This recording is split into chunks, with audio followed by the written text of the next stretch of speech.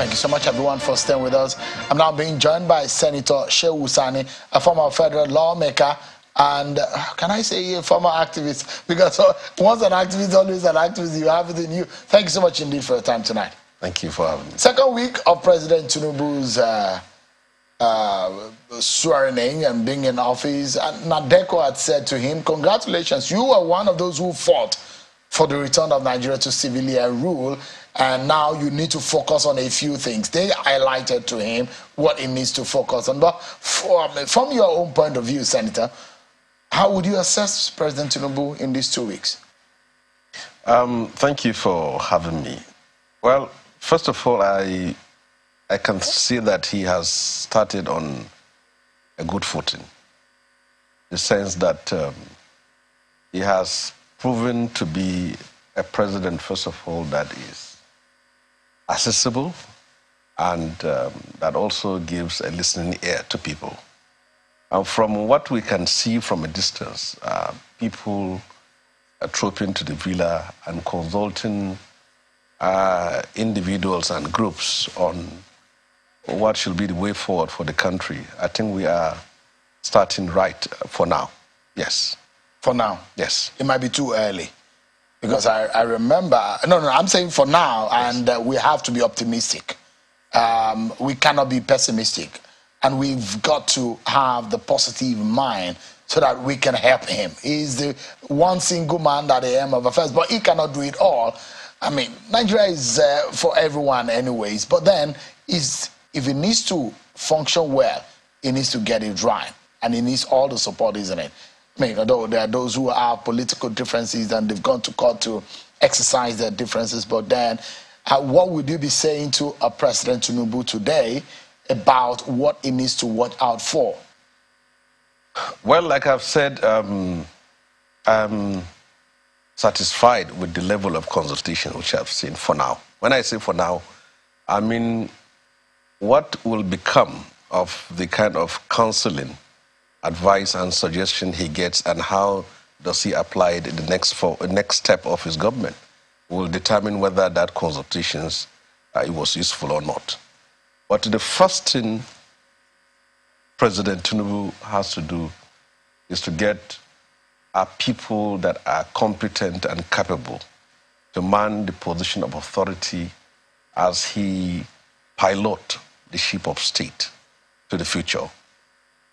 He also needs to set an immediate priority of what he needs to address. And as far as Nigeria is concerned, the first is security and the second is economy. And you can also say economy and security, but these two are very important. And taking lessons from what has happened in the last 8 years, if you talk about economy, you need to get people who are well versed on the economy, people who have the experience, the ideas, and the vision that will do things differently, and that will help his government succeed and help the country succeed. In the past, we have an economic team, an economic council, and nobody has of them, and nobody knows what they are doing, and nobody can pinpoint this is what they have done. This has to be done differently. And on security, we have seen what has happened to this country in the last 10 years, 1 decade. Terrorism, banditry, secession, agitation, herdsmen, farmers' crisis, bloodsheds and conflicts in almost all the 6 geopolitical zones. So now having security chiefs, security advisors, security headsmen who have the requisite knowledge, experience, and whose counseling and action will apply in solving our security challenges, I think is very necessary. And it has to do with the leadership structure, of the architectural structure of Nigeria. Who are going to lead as service chiefs? Who is going to be the national security advisor? Who are going to head all the various security agencies in the country? What will happen to the police? Who is going to head the police? These are very important. The goals he has set for himself can only be achieved if you have people who are, first of all, experienced, and second, they will work in tandem with his own vision. So this is very. He gave a warning, though, in that area of security, and I'm going to come to economy. He said he doesn't want disharmony, and he wants coordination. This has been a major problem with our security structure in this country, where even in the security sector, they will tell you that there's a lack of coordination. They're not sharing intel within themselves. And the kind of persons that advices that the president listens to is perhaps the closest will be the NSA, who advises him on the issue of security. I've heard a lot of people speak about who should he be, what kind of person should he be, and we are hearing some names. What are your views on the kind of character that should be closest to the president in terms of advising him on national security? You see, the security of a nation does not depend on the national security advisor alone. Where you have a security architecture with leadership of service chiefs, the Inspector General of Police, the DG and DSS, and all other personnel heading such agencies. They are very important. Whoever becomes the national security advisors, if you don't also get those ones right, you will still be from where we are. And let me correct this. It's not simply about discord and hostility and interagency rivalry that has been the problem in the last 8 years, and how, as a president, he can learn from the mistakes of the past and use it to guide his own government. First of all, in the last 8 years, almost over $20 billion have been spent on defense and security, and terrorists are still killing people in this country. And secondly, we have had a system where service chiefs were retained in office and their tenure was illegally extended while killings went on in the country. So, and the third aspect of it has to do with that there wasn't harmony within the security apparatus themselves. And almost everyone is competing against each other or trying to outdo each other. So how will his government do things differently will be how it learns from these mistakes and then doing. First of all, there must be accountability in the way security funds are being spent. It's not simply about a service chief coming with a file to the president and he signs and then you go and collect money. It doesn't function that way. Secondly, each and every person who is appointed to head any agency, security, must know that his survival, the continuity and his relevance in that office is dependent on how much he has performed. That is important. And secondly, then that is where the National Security Advisor comes into being. A security advisor should first of all be one that has the confidence and loyalty of the president. And the most important one is the competence and the capacity to harmonize the activities of all security agencies with the aim of achieving the goal of ensuring that the security challenges are being addressed. So this is very important. So whoever you are going to appoint as a national security advisor must have the respect of all the agencies. Very important. For example, you can see what happened when General Liu was the national security advisor and how all security agencies report to him, what became after him. And subsequent ones who were appointed seems not to have the confidence and the respect of other agencies. And this is very important. So irrespective of other appointments, the president must be very careful, must make wise consultation in terms of who he appoints as national security. There are a lot of people who the president will be owing political debt. He's indebted to a lot of people because he didn't win the election all by himself. There are a lot of people who helped him. And there will be those who will want compensation. But there are those who say economy and security are not the kind of position that you will compensate people politically for. that you have to get it right. How pressured would the president be considering these indices, those he has to answer to because of how they helped him, and the fact that finding the right person to do the job? If you were in his shoes and you have that kind of dilemma around you, what would you be thinking about? Well, many people, over 90%, made claims that they supported Bola Tinubu for patriotic reasons. His members, the former northern governors, said for equity and justice and fairness and keeping the principle of rotation of power, we supported Bola Tinubu. The G5 too used the issue of patriotism, unity, peace, and all those kind of platitudes. They supported Tinubu. And many people too hide behind patriotism and nationalism to support Tinubu on the ground that power needs to be rotated, and also he has the competence, the capacity to move this country forward. But behind those masks, you will see that there are people who are now waiting for appointment based on the fact that they have planted a seed and they need to harvest. And there is nothing wrong with a president who has taken over power, who was supported by some people to get into office, to compensate them in court. But the choice is his, whether he will head a government that will spend so much time on appeasing and pleasing entitled persons, or he will do things differently in order to move this country forward. Does he want to be an appeaser and a pleaser? Does he want to be a party man who wants to be a great politician? Or does he want to be a statesman who wants to leave a mark as a president in the last 23 years that has done things differently in this country? And the choice is his. If you pander to people who want to be compensated, many of them have nothing to do other than their fake loyalty, and they claim that they have supported him. But in terms of giving them sensitive position to perform, that will be something different.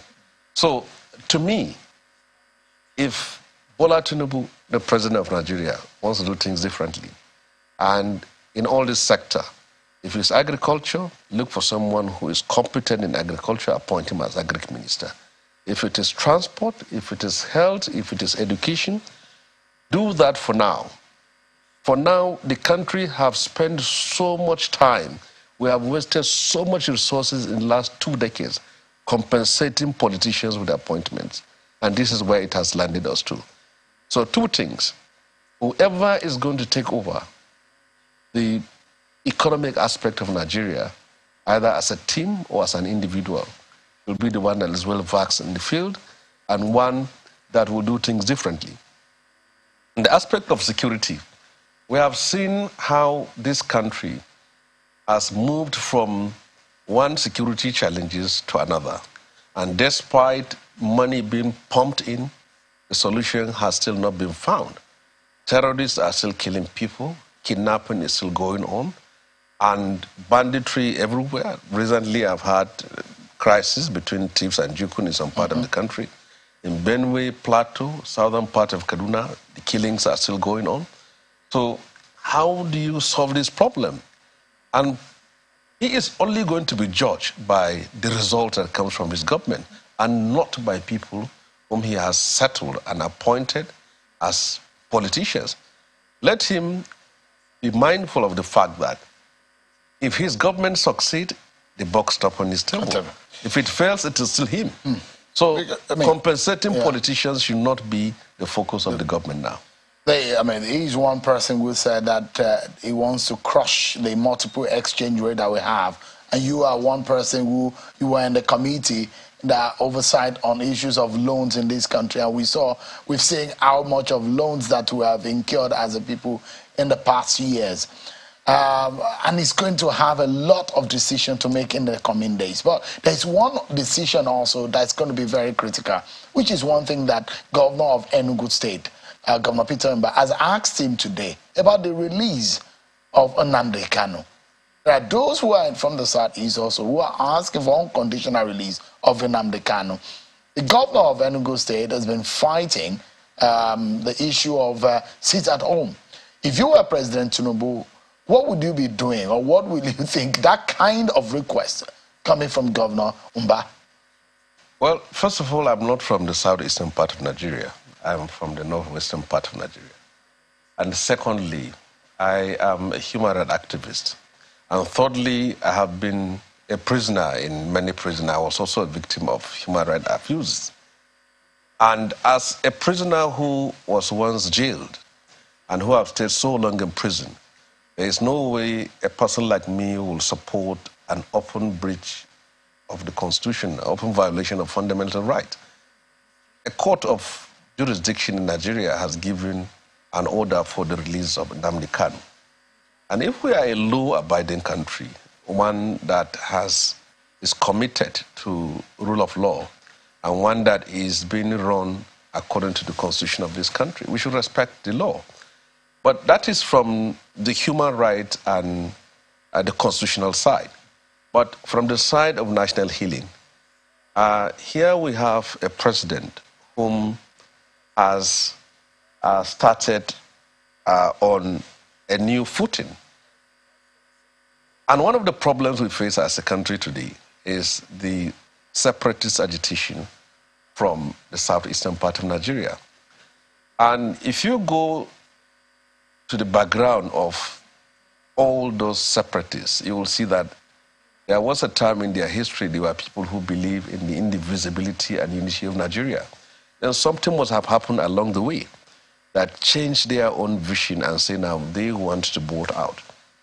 If we don't want to further add fuel to fire, it's important that those segments of people in the southeastern part of Nigeria that believes in the unity of this country, we shouldn't be disappointed.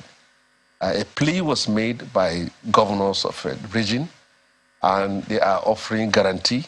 There is no reason why the government should not accede to it.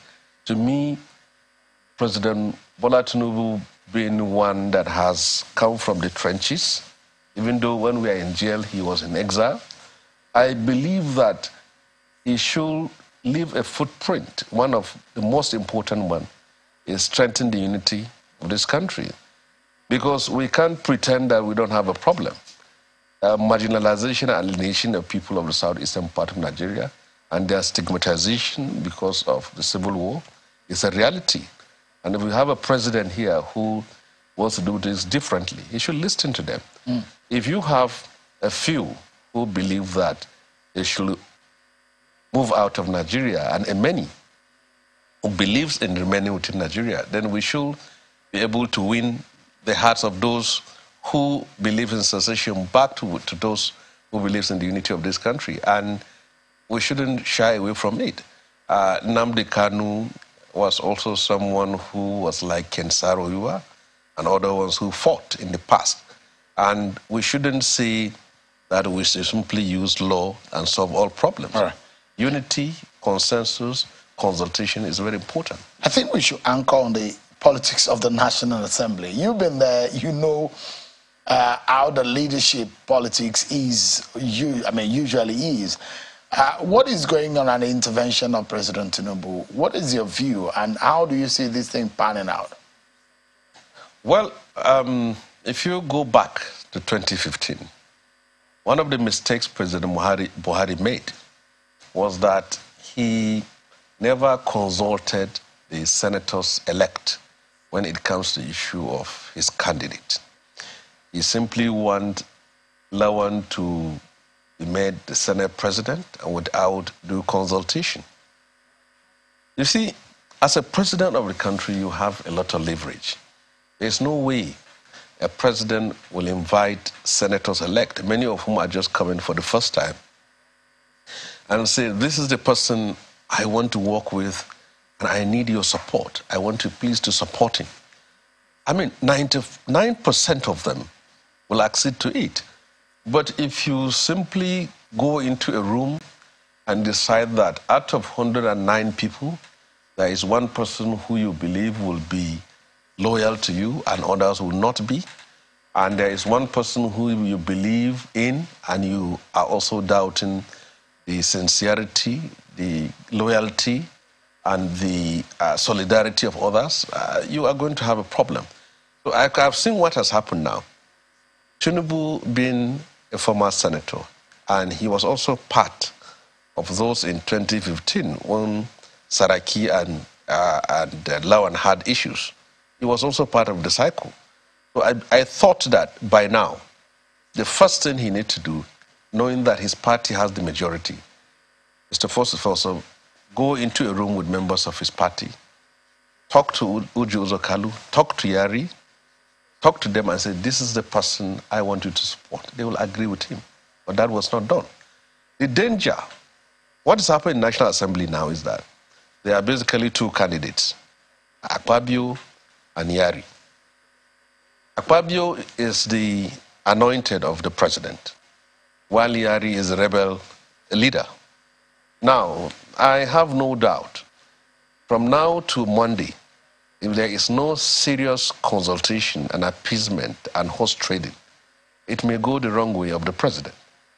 And one thing I know very well is that if they go to the floor without, the APC goes to the floor without putting his house in order, then the 2015 scenario will enact itself, especially if there's a secret voting.